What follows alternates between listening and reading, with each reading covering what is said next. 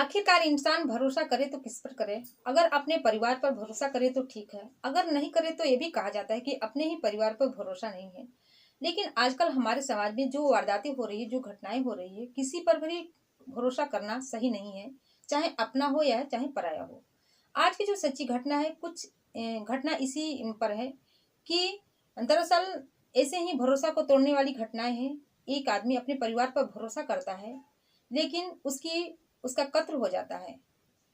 तो आइए जानते हैं इस घटना की पूरी जानकारी इस वीडियो के माध्यम से कि आखिर उस आदमी का कत्ल क्यों हो जाता है।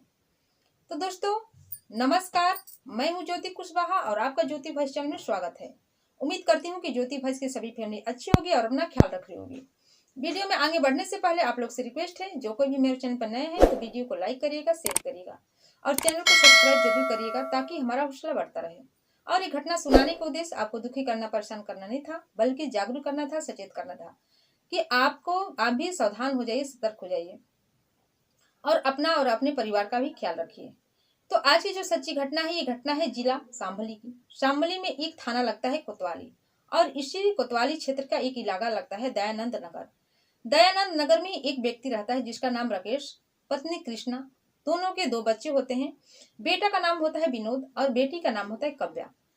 दोनों बच्चे पढ़ रहे होते हैं। पति का जो प्राइवेट नौकरी था, सब कुछ परिवार में अच्छा था, किसी चीज की कोई कमी नहीं होती है। परिवार के लोग बहुत ही खुश थे, सब कुछ अच्छा अच्छा चल रहा था। दोनों बच्चे बड़े हो गए थे, कॉलेज में पढ़ने जाते थे। फिर जो विनोद होता है, उसका एक दोस्त है समीर, जो कि अक्सर विनोद के घर आया जाया करता था। चूंकि उसका दोस्त समीर, विनोद और काव्या बचपन से ही एक ही कॉलेज में पढ़ रहे थे और बचपन के पढ़ते पढ़ते जवानी तक आ जाते हैं और एक ही साथ पढ़ रहे होते हैं। समीर अक्सर विनोद के घर आता था क्योंकि विनोद उसका दोस्त था। लेकिन जब विनोद के घर आता था तो उसकी जो बहन होती है काव्या, वो जवान हो चुकी होती है। धीरे धीरे काव्या विनोद समीर को चाहने लगती है, लेकिन अपने प्यार का इजहार समीर से नहीं करती है और समीर भी धीरे धीरे काव्या को चाहने लगता है, उससे प्रेम करने लगता है। लेकिन दोनों अपने प्यार का इजहार एक दूसरे से नहीं कर रहे थे। देखते देखते ऐसे ही समय गुजर रहा था। एक दिन काव्या मौका देखकर समीर से कह देती है कि मैं आपसे बहुत ज्यादा प्रेम करती हूँ। इधर समीर का भी वही हाल होता है, वो भी अपने प्यार का इजहार कर देता है। जब दोनों अपने प्यार का इजहार कर देते हैं तो दोनों एक साथ मिलने लगते हैं, पार्क जाने लगते हैं, घूमने लगते हैं। लेकिन परिवार के लोगों को पता नहीं चलती है और देखते ही देखते जब भी उसके घर में कोई नहीं रहता काव्या को, तो समीर को अपने घर बुलाती और उसके साथ संबंध भी बनाने लगती है। लेकिन ये बात धीरे धीरे उसके भाई विनोद को पता लग जाती है। जब विनोद को पता लगती है कि उसके ही दोस्त के साथ उसकी बहन का चक्कर चल रहा है, उसके साथ अनैतिक रिश्ता बना रही है, अनैतिक संबंध बना रही है, तो ये जानकर भी कुछ नहीं कहता है, कुछ बोलता नहीं है, बल्कि चुपचाप रह जाता है। इसके बाद वक्त गुजर रहा था। आसपास के लोगों को ये बात पता चलती है। जब आसपास के लोगों से उसके पिता यानी कि राकेश को ये बात पता चलती है तो राकेश गुस्सा हो जाता है और घर आकर अपनी पत्नी को डांट फटकार लगाता है। कहता है कि तुम कैसी माँ हो कि अपनी बेटी पर नजर नहीं रख रही हो। जो घर में हमारा लड़का, अनजान लड़का जो समीर अपने हमारे घर में आता है, उसी के साथ काव्या का चक्कर चल रहा है। तुम अपनी बेटी को संभालो, उसको देखो। और साथ में विनोद को भी हिदायतें देता है कि तुम अपने दोस्त समीर को मना कर दो मेरे घर आने से, क्योंकि जब वो मेरे घर आता है तो मुझे बहुत ही गुस्सा आता है, उसका आना मेरे घर ठीक नहीं है। लेकिन विनोद ये बात सुनता है, लेकिन अपने दोस्त को आने के लिए मना नहीं करता है। वक्त ऐसे ही बीत रहा था, जिसको जो आदत है वो करता ही जाता है। एक दिन राकेश अपनी ड्यूटी पर गया होता है, अचानक जल्दी घर आ जाता है। जब जल्दी घर आता है तो घर के अंदर जाता है तो उसकी जो बेटी रहती है काव्या और जो बेटा रहता है विनोद अपने कॉलेज गए होते हैं पढ़ने के लिए। घर में उसकी पत्नी कृष्णा होती है। अंदर जाता है तो देखता है, कुछ अलग ही देख लेता है। जब वो उस कांड को देखता है, उस चीज को देखता है, तो देखकर हैरान और परेशान हो जाता है। उसे अपने आंखों पर विश्वास नहीं होता है। दरअसल घर के कमरे के अंदर समीर और उसकी जो पत्नी थी कृष्णा, दोनों आपत्तिजनक स्थिति में संबंध बना रहे होते हैं। जब इसको दोनों को देखता है तो राकेश का दिमाग खोल जाता है। वो सोचने लगता है कि ये तो मेरी बेटी के साथ संबंध बना ही रहा है, साथ में मेरी पत्नी के साथ भी ऐसा काम कर रहा है। उसे बहुत सी अजीब सी महसूस होती है। उसे समझ में नहीं आता है कि करे तो क्या करे, लेकिन थोड़ी अच्छे तरीके से वो काम लेता है, अपने दिमाग से काम लेता है। उस समय तो कुछ बोलता नहीं है। समीर को तो कुछ डांटता फटकारता है और घर से भगा देता है और कहता है कि आइंदा हमारे घर आने की कोशिश मत करना। लेकिन अपनी पत्नी कृष्णा को एक तरफ बैठाता है और बहुत ही शांत लफ्जों में बताता है कि तुम ये सब जो चीजें कर रही हो ठीक नहीं है। तुम इतनी बड़े बच्चे की माँ हो गई हो, इतनी उम्र हो गई है, ये सब करना ठीक नहीं है। सोचो अगर हमारे आसपास के लोगों को जब ये बात पता चलेगी तो हम लोग समाज में सर उठाकर चलने लायक नहीं रहेंगे। लोग क्या सोचेंगे हमारे बारे में। काफी हद तक अपनी पत्नी कृष्णा को समझाता है, लेकिन उसकी पत्नी जो रहती है कृष्णा सुनती तो है, लेकिन उसके दिमाग में ये बात घूमती ही नहीं है। दरअसल जिसको जो आदत रहती है वो करता ही है, उसे किसी की बात अच्छी नहीं लगती है। इसके बाद उसे राकेश कृष्णा को बहुत ही अच्छे तरीके से समझाता है। वो समझ जाता है कि मेरी पत्नी हो सके तो मान गई होगी। साथ में समीर को घर आने की पाबंदी भी लगा देता है और अपने बेटे विनोद से फिर कहता है कि तुम समीर को मेरे घर आने से रोको, नहीं तो बहुत ही बुरा हो जाएगा। जैसे तैसे वक्त बीत रहा था, लेकिन ये दोनों जो माँ बेटी होती हैं, समीर के साथ जब भी वो घर पे नहीं रहता उसका पति, उसके साथ संबंध बनाती थी, उसके साथ रिश्ते बनाती थी। इन दोनों को अपनी आदत ही अलग होती है। एक दिन ऐसे ही समय बीत रहा था। एक दिन जब राकेश अपनी ड्यूटी करने के लिए जाते हैं, जब घर से जाते हैं तो अभी गए ही 1 घंटा बीता होता है, तभी उधर से कॉल आता है कि राकेश की मौत हो चुकी है, उसकी हत्या हो चुकी है।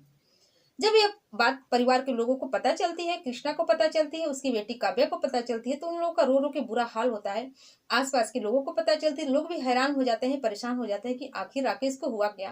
वो तो अभी अच्छा खासा इंसान था और उसे किसी से क्या दुश्मनी थी जो कि उसकी हत्या कर दी। इसके बाद ये खबर पुलिस को देती है। पुलिस अब मौके पर पहुंचती है, लाश को लाती है और लाश को लाने के बाद उसके पास कुछ छानबीन करने लगती है, लोगों से पूछताछ करने लगती है। लेकिन लोग कुछ भी बताने को तैयार नहीं होते हैं, किसी को कुछ भी पता नहीं होता है। काव्या से पूछा जाता है, उसकी माँ जो होती है कृष्णा, उससे पूछा जाता है कि आपके पति को किसी से दुश्मनी थी, लेकिन कोई भी कुछ नहीं बता पाता है। इसके बाद पुलिस जब परेशान हो जाती है, उसे लगता है कि उसे कुछ सबूत नहीं मिल रहा है कि आखिर वो पता करे कि राकेश की हत्या किसने की है। इसके बाद जिस जगह पर हत्या की होती है वहां पर सीसीटीवी का जो फुटेज है उसको वीडियो देखती है। जब वीडियो देखती है तो उसमें ये दिखाई देता है कि जब इनकी हत्या हुई थी उसी समय 2 लोग बाइक पर से फरार हो रहे हैं, बाइक पर चढ़कर जा रहे हैं और इतनी तेजी से आगे निकल जाते हैं कि समझ में नहीं आता है कि आखिर वो लोग कौन है। इसके बाद पुलिस उसके माँ बेटी दोनों को जो फुटेज है उसका वीडियो दिखाती है, लेकिन माँ बेटी दोनों कुछ बताने को तैयार नहीं होती है। वो लोग बता देती है कि मुझे नहीं पता कि ये दोनों कौन है। आसपास के लोगों को दिखाती है तो उसी आसपास के जो पड़ोसी होते हैं उसी में से एक आदमी कहता है कि एक को तो मैं जानता हूँ, लेकिन एक को मुझे पता नहीं कि वो कौन है। इस पर पुलिस पूछती है कि बताओ एक कौन है, तो बताता है कि ये राकेश का बेटा विनोद है। जब पुलिस इस बात को सुनती है उसका सिर चकरा जाता है। वो सोचने लगती है जरूर दाल में कोई काला है। इसके बाद विनोद को अपनी हिरासत में लेती है और हिरासत में लेने के बाद उससे पूछताछ करती है। पूछताछ करने पर विनोद है पूरी बात बता देता है। कहता है कि साहब, मैं उस समय बाइक पर बैठकर गया जरूर था। मैंने देखा कि मेरे पिताजी को गोली लगी है और गोली लगने के बाद तो छटपटा रहे हैं, लेकिन तभी तुरंत उनकी मौत हो जाती है और मैं बुरी तरह से डर गया था क्योंकि मेरे साथ मेरा दोस्त समीर बैठा था और मैं इसलिए डर गया था ताकि ये इल्जाम मेरे दोस्त समीर पर ना आ जाए, क्योंकि समीर से मेरे पिताजी को एतराज था उनके घर आने से। समीर के साथ मेरी बहन का चक्कर चल रहा था, इसलिए मेरे पिताजी उस समीर को बहुत ज्यादा डांटे फटकारे थे। दोनों में कहा सुनी हुई थी। इसी बात को मैं डर गया कि अगर मेरे पिताजी की तो हत्या हो ही गई है, इसलिए हम लोग वहां से भाग गए कि कहीं इनका जो हत्या का बात है मेरे दोस्त समीर पर ना आ जाए। जब पुलिस समीर के नाम सुनती है तो समीर कहती है कि आखिर ये समीर से तुम्हारे पिताजी इतने चिढ़ते क्यों थे, उनको घर आने से मना क्यों किए थे। तो समीर बता देता है कि मेरी बहन के साथ उसका गलत संबंध था, मेरी बहन के साथ वो अफेयर करता था, वो चक्कर चलाता था। इस पर जो पुलिस है फिर इसकी जांच पड़ताल करने में जुट जाती है और शायद विनोद ये भी बता देता है कि अब इनकी हत्या किसने की मेरी माँ ही बताएगी। शायद विनोद को शक हो चुका था कि मेरे पिताजी की हत्या मेरी माँ ने ही करवाई है।